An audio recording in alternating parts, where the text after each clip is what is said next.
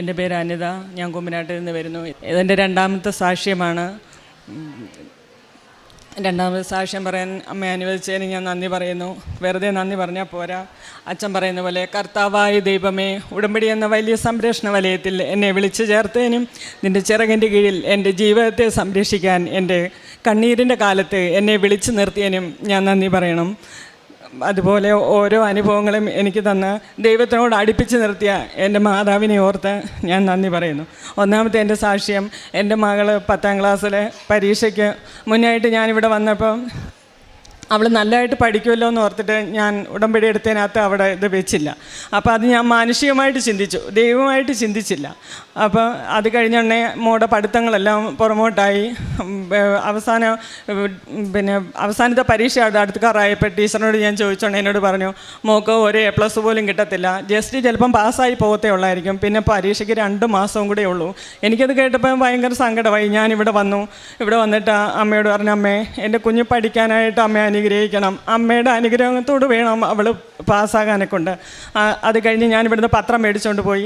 ഞാൻ പത്രം മേടിച്ച് വിതരണം ചെയ്ത് വൈകിട്ട് വന്നോണേ മോൾ എന്നോട് ഒന്ന് പറഞ്ഞു, അമ്മേ, എന്നെ ഫുൾ A+ ഓരോ ഇതായിട്ട് ഇവരെ മാറ്റി മാറ്റി ഇരുത്തും. അവസാന സ്റ്റേജ് ആകുമ്പോൾ ഫുൾ A+ മേടിക്കുന്നവർ, അതിൻ്റെ താഴെയുള്ള ആൾക്കാർ, ഒട്ടും ഇല്ല പഠിക്കാത്ത മക്കൾ, അങ്ങനെ തിരിച്ച് വെക്കും.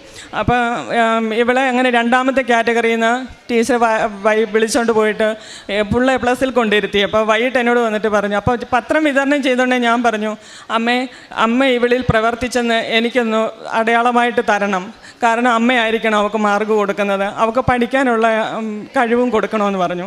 അപ്പോൾ വൈകിട്ട് വന്നോണ്ടേ മോൾ എന്നോട് പറഞ്ഞു, അമ്മ, എന്നെ ഫുൾ A+നകത്ത് കൊണ്ട് ടീച്ചർ ഇരുത്തിയിട്ട് സാറ്, അപ്പം കുട്ടികൾ ചോദിക്കുന്നു, ഇവളെന്തിനാ ഇവിടെ കൊണ്ടിരുത്തിയേക്കുന്നേ എന്ന് ചോദിച്ചെന്ന് പറഞ്ഞു. അപ്പോൾ എനിക്ക് മനസ്സിലായി, ഞാൻ അമ്മയോട് പ്രാർത്ഥിച്ചത് അമ്മ അവളിൽ പ്രവർത്തിച്ചു തുടങ്ങി എനിക്ക് മനസ്സിലായി. പിന്നെ ഇന്ന് ഞാൻ തൈലം തേച്ച് ഞാൻ പ്രാർത്ഥിക്കുമായിരുന്നു. അതിൻ്റെ ഫലമായിട്ട് 80% മാർക്കോടുകൂടി എൻ്റെ മോള് 10ാം ക്ലാസ് പാസ്സായി. +1 അവൾക്ക് അഡ്മിഷൻ കിട്ടുകയും ചെയ്തു. രണ്ടാമത്തെ സാക്ഷ്യം എനിക്കുണ്ടായ അനുഭവമാണ്.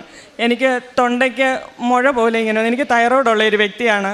മുഴ പോലെ വന്നിട്ട് ഞാൻ വർത്തമാനം പറയുന്നുണ്ടെങ്കിൽ ഇതിങ്ങനെ മേളോട്ട് കയറി വരും. മിഴുങ്ങുന്നുണ്ടെങ്കിൽ നമ്മൾ ഒരു ചോറ് മിഴുങ്ങുന്ന പോലെ മിഴുങ്ങി കഴിഞ്ഞിട്ട് പിന്നെ വർത്തമാനം പറയാൻ പറ്റത്തുള്ളൂ. അങ്ങനെ ആയിക്കഴിഞ്ഞ് 1 ആഴ്ച 2 ആഴ്ചയായി ഞാൻ ഗ്യാസിൻ്റെ ആണെന്ന് ഓർത്ത് അതിനുള്ള മരുന്നുകളെല്ലാം കഴിച്ചു.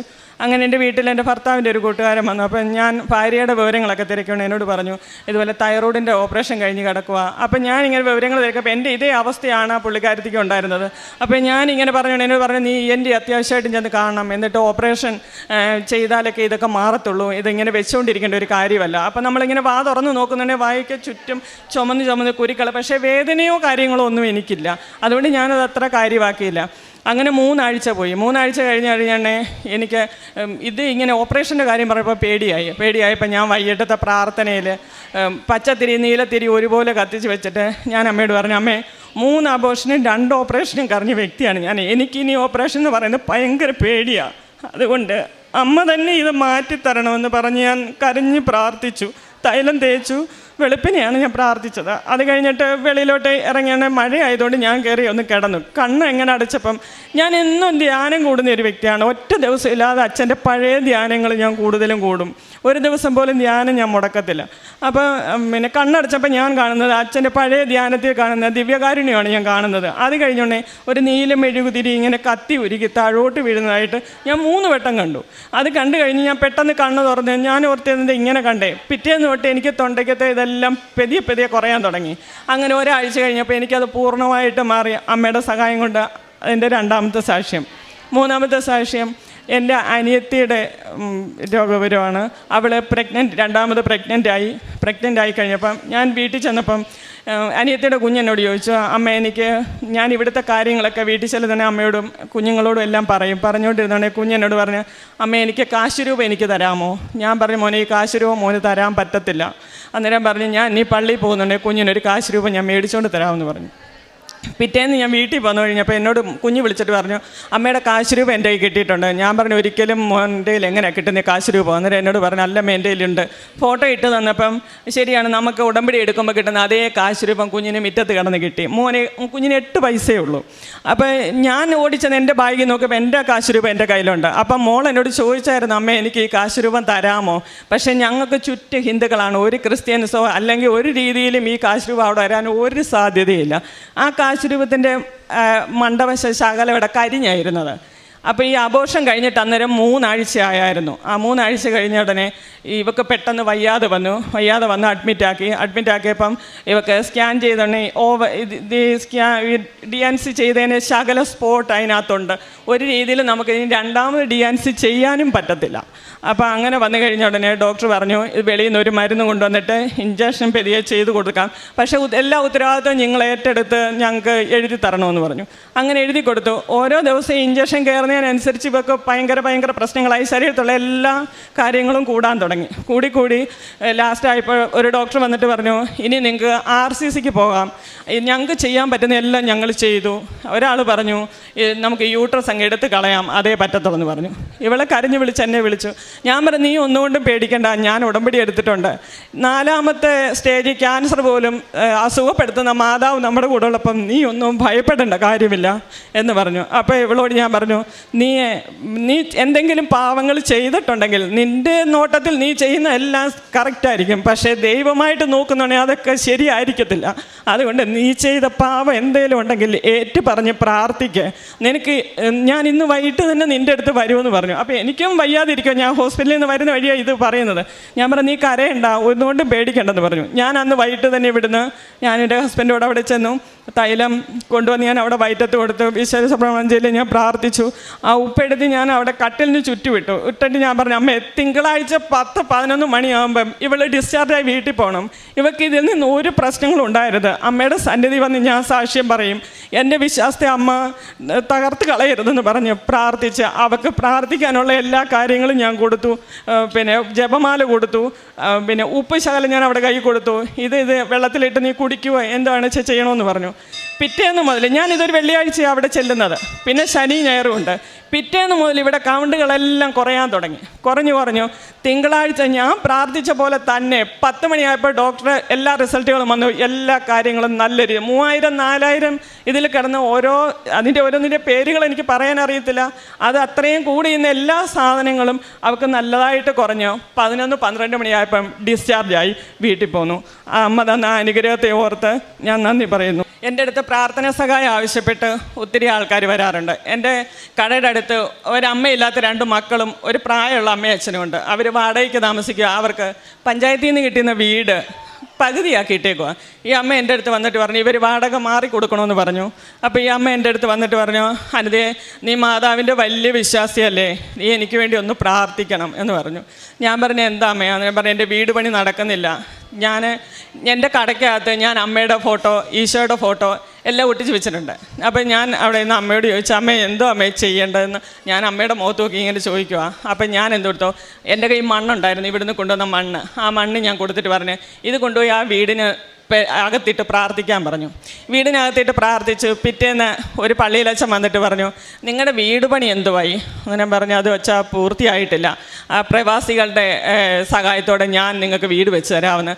പിറ്റേന്ന് തൊട്ട് വീട് പണിയെല്ലാം നടന്നു. വീട് പണി നടന്ന് പകുതിയായപ്പോൾ എവിടെയെങ്കിലും കാണുമല്ലോ ആരെങ്കിലും എന്തെങ്കിലുമൊക്കെ ഒരു കുത്തിത്തിരിപ്പിന്, അങ്ങനെ വീട് പണി അവിടെ സ്റ്റോപ്പായി. വീണ്ടും ഈ അമ്മ എൻ്റെ അടുത്ത് ഓടി വന്നെ പറഞ്ഞു, അതിൻ്റെ വീട് പണി സ്റ്റോപ്പായി പോയി, ഇനി എന്തോ ചെയ്യണ്ടേ? അച്ഛൻ പറഞ്ഞു, ഇനി ബാക്കി നിങ്ങൾ എന്തോ ചെയ്യുമെന്ന് പറഞ്ഞു. ഞാൻ പിന്നീട് എന്തോ ചെയ്തു, ഉപ്പെടുത്തിട്ട് പറഞ്ഞു, ഇത് കൊണ്ടുപോയിട്ട് വീടിന് അകത്തിട്ട് നിങ്ങൾ പ്രാർത്ഥിക്കാൻ പറഞ്ഞു. അവർ ആ ഉപ്പ് കൊണ്ടുപോയി വീടിനകത്തിട്ട് ഈ ഉപ്പെടുത്ത് ഞാൻ പ്രാർത്ഥിച്ചു, അമ്മയോട് നോക്കി പ്രാർത്ഥിച്ചെന്നേ. ഞാൻ പറഞ്ഞു, എന്തിനാ ഞാൻ അങ്ങനെ പറഞ്ഞു എങ്ങനെയാണെന്നൊന്നും എനിക്കറിയത്തില്ല. ഞാൻ പറഞ്ഞു, 2 മാസത്തിനകം നിങ്ങൾ കയറി താമസിക്കും. അത് എന്ത് ഇതിലാണ് ഞാൻ അമ്മയോട് പ്രാർത്ഥിച്ചത്, എൻ്റെ മനസ്സിൽ തോന്നുന്ന കാര്യം ഞാൻ പറഞ്ഞു എന്നുള്ളതേ ഉള്ളൂ. 2 മാസത്തിനകം നിങ്ങൾ കയറി താമസിക്കും, 2 മാസത്തെ താമസം ഇതിനുണ്ടെന്ന് പറഞ്ഞു. അതുപോലെ തന്നെ ഇവർ ആ ഉപ്പ് കൊണ്ട് അതിനകത്തിട്ടു. അന്ന് രാത്രി ഇവരുടെ പെരയ്ക്കകത്തുനിന്ന് അവർക്കും കിട്ടി ഒരു കാശ് രൂപം. പിറ്റേന്ന് ഈ അമ്മ ഓടി അതും കൊണ്ട് എൻ്റെ അടുത്ത് വന്നു. എന്നിട്ട് പറഞ്ഞു, അമ്മ മോളെ, എൻ്റെ എനിക്കൊരു കാശ് രൂപം കിട്ടി. അവരുടെ വീട്ടിൽ അവരാരും ഇവിടെ എങ്ങും വന്നിട്ടില്ല, അവർ പ്രായമുള്ള ആൾക്കാരാണ്. ആ കാശിരാമം ഇന്നും ആ അമ്മയുടെ കയ്യിലുണ്ട്. 2 മാസം അവർ കയറി താമസിച്ചു. അവരിപ്പോൾ സുഖമായിട്ട് അവിടെ താമസിക്കുന്നു. ഒരു കല്യാണ ആവശ്യത്തിനായിട്ട് ഈ അമ്മ തന്നെ പറഞ്ഞിട്ട് അതിനടുത്തുള്ളൊരു വീട്ടിൽ മോടെ കല്യാണം വന്ന് ആ കല്യാണം നടത്താനായിട്ട് അവർക്ക് 1 രൂപ പോലും അവരുടെ കയ്യിലില്ല. അപ്പോൾ എന്നോട് വന്നിട്ട് പറഞ്ഞു, അമ്മ പറഞ്ഞായിരുന്നു നീ പ്രാർത്ഥിച്ചുകൊണ്ടാണ് അവരുടെ വീടിൻ്റെ കയറി താമസമെല്ലാം നടത്തിയത്, അതുകൊണ്ട് നീ ഈ കല്യാണം നടക്കാനായിട്ട് ഒന്ന് പ്രാർത്ഥിക്കണം, നീ പറഞ്ഞാൽ അമ്മ കേൾക്കുമല്ലോ എന്ന് പറഞ്ഞു. അപ്പോൾ ഈ ലോണിന് പോയിട്ട് എങ്ങൊന്നും ലോണ് കിട്ടുന്നില്ല. ഞാൻ പറഞ്ഞു, ചേച്ചി ഞാൻ ഇതിനകത്ത് വെറും ഒരു പുഴുവാണ്, എനിക്ക് എൻ്റെ അമ്മയെ ഇഷ്ടമാണ്, കാര്യം ശരിയാണ്, ഞാൻ എപ്പോഴും എൻ്റെ അമ്മയെ പ്രാർത്ഥിക്കും, ഞാൻ ഈശോയെ പ്രാർത്ഥിക്കും, അത് ശരിയാണ്, പക്ഷേ അന്നേരം പറഞ്ഞു നീ എന്തെങ്കിലും ചെയ്തതാ അല്ലേ, ഒന്ന് പ്രാർത്ഥിക്കുകയെങ്കിലും ചെയ്യുമെന്ന് പറഞ്ഞു. ഞാൻ അവിടെ നിന്ന് ഇച്ചിരി നേരം അമ്മയുടെ മുഖത്തോട്ട് നോക്കിയിട്ട് ഞാൻ ചോദിച്ചു, എന്താമ്മേ ഇതിന് ചെയ്യണ്ടേ? അപ്പോൾ എനിക്ക് എളുപ്പം തോന്നി. ഞാൻ ഒരിച്ചിരി മണ്ണെടുത്തു, 1 രൂപ എടുത്തു. ഞാനത് എന്തിനാണ് എടുത്തതെന്ന് എനിക്കറിയത്തില്ല. ഞാൻ 1 രൂപയും എടുത്തു. ആ മണ്ണും എടുത്തിട്ട് ഒരു പേപ്പറിൽ വെച്ച് വിശ്വാസ പ്രമാണം ചൊല്ലി അമ്മയുടെ പ്രതിഷ്ഠീകരണ പ്രാർത്ഥന ചൊല്ലി. എന്നിട്ട് പറഞ്ഞു, നിങ്ങൾ എവിടെ പോയാലും ഇതും കൊണ്ട് വേണം പോകാനെ കൊണ്ട്. പക്ഷേ ഒരു തടസ്സമുണ്ട്, എന്താ തടസ്സം എന്നോട് ചോദിക്കരുത്, അത് എനിക്കറിയത്തില്ല. ഇതെന്തിനാണ് ഞാൻ ഇങ്ങനെ പറയുന്നത്, അതൊന്നും എനിക്കറിയത്തില്ല, ഞാനങ്ങ് പറയുമാ. ഞാൻ പറഞ്ഞു, ഒരു തടസ്സം, ഒരു വലിയ തടസ്സമാണ്, അത് എന്താണെന്ന് എനിക്കറിയത്തില്ല, പക്ഷേ ആ തടസ്സം നീങ്ങി കല്യാണം നല്ല മംഗളമായിട്ട് നടക്കും എന്ന് മാത്രം ഞാൻ പറഞ്ഞു. എന്നിട്ട് ഇവർ ഇത് എൻ്റെ കയ്യിലൊരു കൊച്ചു കാശുരൂപം ഉണ്ടായിരുന്നു, അതും ഞാൻ കൊടുത്തു. അതും കൊണ്ട് പോയിട്ട് 1.5 മാസം കഴിഞ്ഞിപ്പം ഈ 28-ാം തീയതിയാണ് മോടെ കല്യാണം. എന്നിട്ട് ഇവർ ലോണിൻ്റെ കാര്യത്തിന് പോയപ്പം തടസ്സം എന്തുവായിരുന്നു ചോദിച്ചാൽ അവരുടെ വീട്ടിലോട്ടുള്ള വഴി അവരുടെ പ്രമാണത്തിൽ അങ്ങനൊരു വഴി പറഞ്ഞിട്ടില്ല. അതാണ് അതിൻ്റെ തടസ്സം. വഴിയില്ലാത്ത സ്ഥലത്തിന് ആരും ലോൺ കൊടുക്കത്തില്ല. പക്ഷേങ്കിൽ പിന്നെ പഞ്ചായത്ത് വില്ലേജിൽ ചെല്ലുന്നുണ്ടെങ്കിൽ അവരുടെ വസ്തുവിനകത്തോട്ട് വഴിയുണ്ട്. പക്ഷേ 1.5 മാസം കൊണ്ട് അവർ ആ കാശ് ഞാൻ കൊടുത്ത് അത്രയും സാധനമായിട്ട് നടന്ന് അവരാ ലോണ് ശരിയാക്കി. 28-ാം തീയതി അമ്മയുടെ കല്യാണമാണ്. അത് നടത്തുന്ന അമ്മയ്ക്ക് 1 കോടി നന്ദി അർപ്പിക്കുന്നു. അതുപോലെ കൊച്ചു കൊച്ചു കാര്യങ്ങളുണ്ടെങ്കിലും നമ്മൾ സ്നേഹത്തോടെ പറഞ്ഞാൽ അമ്മ നമുക്കത് സാധിച്ചു തരും. നിങ്ങളുടെ മനസ്സിൽ എന്ത് ദുഃഖമുണ്ടെങ്കിലും അമ്മ അത് നിങ്ങൾക്ക് നിവർത്തിച്ചു തരും. ഇത്തിരി സങ്കടപ്പെടുത്തിയാലും അമ്മ നമ്മുടെ കൂടെ തന്നെ ഉണ്ടായിരിക്കും. ചില ദിവസങ്ങളിൽ ചിലപ്പോൾ എനിക്കും സങ്കടങ്ങളും അസുഖങ്ങളും എല്ലാം വരും. പക്ഷേ അതൊന്നും നിങ്ങൾ ആരും കാര്യമാക്കേണ്ട കാര്യമില്ല. 2-3 ദിവസം കഴിയുമ്പോൾ അത് നമ്മളെ അമ്മ പരീക്ഷിക്കുന്നതാണെന്ന്, അച്ഛൻ പരീക്ഷിക്കുന്നതാണെന്ന് ഓർത്ത് സമാധാനപ്പെട്ട് പ്രാർത്ഥനയിൽ നിന്ന് മാറാതെ നിന്നാൽ മതി. പിന്നെ അങ്ങനെ എൻ്റെ അടുത്ത് എന്തൊരു കാര്യത്തിന് ആര് വന്നാലും ഞാൻ അവർക്ക് വേണ്ടി പ്രാർത്ഥിക്കും. എല്ലാ മാസവും ഞാൻ ഹോസ്പിറ്റലുകളിൽ ചോറ് കൊണ്ട് കൊടുക്കാറുണ്ട്. പക്ഷേ ഹോസ്പിറ്റലിൽ പോയി നിൽക്കാൻ ഇപ്പോൾ പേടിയാണ്. നമുക്ക് അവർ സമ്മതിക്കത്തില്ല അതിനകത്ത് നിൽക്കാനോ രോഗികൾക്ക് വേണ്ടി പ്രാർത്ഥിക്കാനോ അവിടെ അങ്ങ് നിൽക്കാനൊന്നും അവർ സമ്മതിക്കത്തില്ല. എന്നാലും പേടിച്ചിരണ്ടാണെങ്കിലും ഞാൻ 1 മാസം പോലും മുടക്കത്തില്ല, അതുകൊണ്ട് കൊടുക്കും. പിന്നെ എന്നെക്കൊണ്ട് കഴിവുള്ള പൈസ വയ്യാതെ കിടക്കുന്ന മക്കൾക്ക് അവർക്ക് കൊടുക്കും. പിന്നെ അവിടെ നിന്ന് തിരിച്ചു പോരുന്നുണ്ടെങ്കിൽ അടുത്ത മാസം ചോറ് കൊണ്ടുപോകുന്ന വരെ അവിടെ കണ്ട രോഗികൾക്ക് വേണ്ടി ഒറ്റ ദിവസമില്ലാതെ ഞാൻ അവർക്ക് വേണ്ടി പ്രാർത്ഥിക്കും.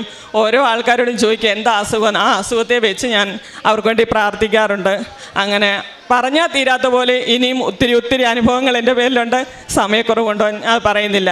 ഇനി അടുത്ത സാക്ഷ്യം എൻ്റെ മോനെയും കൊണ്ട് വന്ന് പറയാൻ അമ്മ എന്നെ അനുഗ്രഹിക്കണമെന്ന് ഞാൻ പ്രാർത്ഥിക്കുന്നു. പരിശുദ്ധ അമ്മയുടെ മധ്യസ്ഥതയിലേറെ പ്രത്യേകിച്ച് ജീവിതത്തിൽ ഉടമ്പടിക്ക് ശേഷമുണ്ടായ ചെറുതും വലുതുമായ കാര്യങ്ങളിൽ ഏറ്റവും പ്രധാനപ്പെട്ട കുറച്ച് കാര്യങ്ങളാണ് ഇതിൽ സാക്ഷ്യം പറഞ്ഞത്. ഏറെ പ്രധാനപ്പെട്ടത് സ്വന്തം കാര്യം എന്നതിനേക്കാളുപ്പുറം മറ്റുള്ളവർക്ക് വേണ്ടി നിയോഗം വെച്ച് പ്രാർത്ഥിച്ചതും അവർക്ക് ലഭിച്ച സൗഖ്യം. അത് ഒരു ഉടമ്പടിയിൽ വിശ്വസ്തയോടെ നിൽക്കുന്നവർക്ക് വരുന്ന രണ്ടാമത്തെ മാറ്റം എന്ന് പറയുന്ന ആ വ്യക്തി കാരണം ഒരുപാട് ആൾക്കാർ, ഇപ്പം നിങ്ങൾ സ്ഥിരം സാക്ഷ്യം കേൾക്കുന്നവർക്കറിയാം, അവരുടെ സാക്ഷ്യത്തിൽ ഒരു 1-2 കാര്യങ്ങൾ അവരുടേത് പറഞ്ഞതിന് ശേഷം പിന്നെ പറയുന്നത് മുഴുവൻ അവരോട് ബന്ധപ്പെട്ട് അവർ കണ്ടുമുട്ടിയ വ്യക്തികൾ. അത് വളരെ വ്യക്തമായിട്ടുള്ള അനുഭവങ്ങൾ അവർ മൂലം ആ കുടുംബത്തിലും ആ വ്യക്തി ജീവിതത്തിലും ഉണ്ടായി എന്നുള്ളതാണ്. അല്ലെങ്കിൽ ദൈവം അത് അനുവദിച്ചിട്ടുള്ളതാണ്. അപ്പോൾ ദൈവം ഇപ്പോൾ ശിഷ്യന്മാരെ അയക്കുമ്പോഴും ശിഷ്യന്മാർക്ക് കൊടുക്കുന്ന അധികാരം എന്ന് പറയുന്ന കുറേ വസ്തുക്കളല്ല, ഒരു അധികാരം കൊടുക്കണം. നിങ്ങൾ പ്രാർത്ഥിച്ച രോഗികൾക്ക് സൗഖ്യം കിട്ടും, നിങ്ങൾ പ്രാർത്ഥിച്ചാൽ ആ ബന്ധനങ്ങൾ അഴിയും. ഇങ്ങനൊരു അഭിഷേകം ഉടമ്പടിയിലൂടെയും വ്യക്തികൾക്ക് ലഭിക്കുന്നുണ്ട്. അതുകൊണ്ടാണ് നിങ്ങളിപ്പോൾ എല്ലാ സാക്ഷ്യങ്ങളിലും തന്നെ അവർക്കൊരു 3rd person 2nd person reference ഉണ്ട്. അവർ പ്രാർത്ഥിച്ചിട്ട് സൗഖ്യം കിട്ടും. അതുകൊണ്ടാണല്ലോ ആരെങ്കിലും നമ്മുടേക്ക് വന്ന് അവർക്ക് വേണ്ടി പ്രാർത്ഥിക്കണം എന്ന് പറയണമെങ്കിൽ നമ്മൾ പ്രാർത്ഥിക്കുന്ന വ്യക്തിയാണ്, അല്ലെങ്കിൽ നമ്മൾ പ്രാർത്ഥിച്ച ദൈവത്തിന് മുമ്പിൽ അത് സ്വീകാര്യമാകപ്പെടും എന്നുള്ളൊരു രീതിയിൽ ഒരു അനുഭവം അവർക്ക് ഉണ്ടാകുമ്പോഴാണ്. അല്ലെങ്കിൽ പിന്നെ ആരും പ്രാർത്ഥിക്കാൻ പറയില്ല. ഏറെ പ്രത്യേകിച്ച് ഉടമ്പടിയിൽ നിൽക്കുന്ന ഒരുപാട് വ്യക്തികൾ ഇങ്ങനെ ഒരുപാട് പ്രദേശങ്ങളിൽ വലിയ ആശ്വാസവും സന്തോഷവും വലിയ അനുഗ്രഹമായിട്ട് മാറുന്നുണ്ട്. ഇപ്പോൾ ഈ ഒരു വ്യക്തി ഒരുപാട് പേർക്ക് വേണ്ടി പ്രാർത്ഥിക്കുന്നു. അപ്പോൾ പ്രാർത്ഥിക്കുന്നത് മാത്രമല്ല, അത് വീട്ടിൽ ഇരുന്നിട്ട് വെറുതെ പ്രാർത്ഥിക്കുമല്ലോ, അവിടെ ചെന്ന് അവിടെ ആവശ്യം എന്താണെന്നറിഞ്ഞ് അവർക്ക് ആവശ്യമായത് വിശ്വാസത്തിൻ്റെ ഉടമ്പടിയുടെ വസ്തുക്കൾ നൽകി പ്രാർത്ഥിച്ചു. അപ്പോൾ അതിനുശേഷം അതിന് വ്യക്തമായിട്ടൊരു അടയാളം അവരുടെ കുടുംബത്തിൽ ഉണ്ടാകുന്നു. അതിനുശേഷം അവരും പതുക്കെ വിശ്വാസത്തിലേക്ക് കടന്നു വരും. ഇപ്പോൾ ഇതിൻ്റെ അടിസ്ഥാനം എന്ന് പറയുന്നത് ഒരാൾക്ക് വീട് കിട്ടിയതോ സ്ഥലം കിട്ടിയതോ ഒന്നുമല്ല. ഒരാളിലേക്ക് മറ്റൊരാളിലേക്ക് ക്രിസ്തുവിനെക്കുറിച്ചുള്ള വിശ്വാസവും പരിശുദ്ധ അമ്മയെക്കുറിച്ചുള്ള അറിവും ചെന്നെത്തുന്നു എന്നുള്ളതാണ് ഇതിൻ്റെ അൾട്ടിമേറ്റ് ലക്ഷ്യവും അനുഭവം. ഈ ഒരു യാത്രയിൽ ദൈവം നമുക്ക് മനുഷ്യരായതുകൊണ്ട് ദൈവം ആദ്യം വന്നവർക്കെല്ലാം ഉടൻ തന്നെ കർത്താവ് സ്വർഗത്തിനെ കുറിച്ചല്ല പഠിപ്പിച്ചത്. ആദ്യം വന്നവർക്ക് അപ്പവും സൗഖ്യവും എല്ലാം കൊടുത്തത്. അത് ബൈബിൾ വായിക്കുമ്പോൾ നിങ്ങൾക്ക് മനസ്സിലാവും. പതുക്കെ അവസാനമാകുമ്പോഴാണ് ദൈവം യഥാർത്ഥ സ്വർഗീയമായ പ്രബോധനങ്ങൾ നൽകുന്നത്. അത് മനുഷ്യൻ്റെ ഒരു ആവശ്യങ്ങളെ കർത്താവിനറിയാം. ആ ആവശ്യങ്ങളിലൂടെയാണ് ദൈവം തൻ്റെ സാന്നിധ്യം അറിയിക്കുന്നത്. ആവശ്യങ്ങളിലൂടെ തന്നെ ആവണമെന്നും നിർബന്ധമില്ല. പക്ഷേ ഉടമ്പടിയിൽ അത് വ്യക്തമായിട്ട് ആ ഒരു കാര്യം ഈശോയും മാതാവും ചെയ്യുന്നു. അതിന് വ്യക്തമായിട്ട് നമുക്ക് കൊടുക്കുവാനും പറയുവാനും അയച്ചു കൊടുക്കുവാനും. ഇപ്പോൾ ആരാധനയെക്കുറിച്ച് 2-3 പ്രാവശ്യം റെഫർ ചെയ്യുന്നുണ്ട്. ആരാധന കേട്ടുകൊണ്ടിരുന്നപ്പോഴാണ് പരിശുദ്ധ അമ്മയുടെ ദിവ്യകാരുണ്യത്തിനെ കണ്ടു എന്നൊക്കെ പറയുന്നത്. ഇതൊക്കെ ഈ സാധാരണ നിന്ന് മുകളിൽ നിൽക്കുന്ന അനുഭവങ്ങളാണ്. അങ്ങനെ ഒരുപാട് അനുഭവങ്ങൾ ഒരുപാട് പേര് സാക്ഷ്യപ്പെടുത്തുന്നു. അപ്പോൾ അതിനർത്ഥം ഇത് സാധ്യമാണ്, ഉടമ്പടിയിൽ സാധ്യമാണ്. അപ്പം നിങ്ങളുടെ പ്രാർത്ഥനകൾ ക്രമീകരിക്കുമ്പം ദൈവം നമുക്ക് മുൻപോട്ട് പോകാൻ ആവശ്യമായിട്ടുള്ള ദൈവാനുഭവം നൽകും എന്നുള്ളത് 10,000-ലധികം പേര് ഇവിടെ സാക്ഷ്യം പറയുന്നതിൻ്റെ ബലമുണ്ട്. അതിന് ജാതിയും മതവും ഒന്നൊരു വിഷയമല്ലെന്ന് ഒരുപാട് സാക്ഷ്യങ്ങൾ ഓൾറെഡി തെളിയിച്ചതാണ്. ഇപ്പോൾ ഈ ഒരു സാക്ഷ്യവും ഇപ്പം മാതാവുമായിട്ടുള്ള യാത്രയിൽ മാതാവ് സഹനം തന്നാലും മാതാവ് തിരിഞ്ഞു നോക്കുമ്പോൾ നമുക്ക് നന്മയായിട്ട് വരുമെന്നുള്ളത് വെറുതെ പള്ളിപ്രസംഗം കേട്ടിട്ട് ബൈബിൾ വായിച്ചിട്ട് ബുക്ക് വായിച്ചിട്ട് കിട്ടിയതല്ലല്ലോ, വ്യക്തമായിട്ട് അനുഭവത്തിൽ നിന്നാണ് പറയണത്. അപ്പോൾ അങ്ങനെ ഒരു വിശ്വാസ യാത്രയിലാണ് നമ്മൾ ഓരോരുത്തരും, അല്ലെങ്കിൽ ഉടമ്പടി എടുത്തവർ. അപ്പം ഇതുപോലെ ഒരുപാട് പേരെ പ്രാർത്ഥിക്കുവാനും അവർക്ക് അനുഭവം ലഭിക്കുവാനും ഇടവരത്തിലെന്ന് പ്രാർത്ഥിക്കുന്നു. ഈ സാക്ഷ്യത്തെ പ്രതി നമുക്ക് കരങ്ങളടിച്ച് ദൈവത്തിൻ്റെ നാമം മഹത്വപ്പെടും.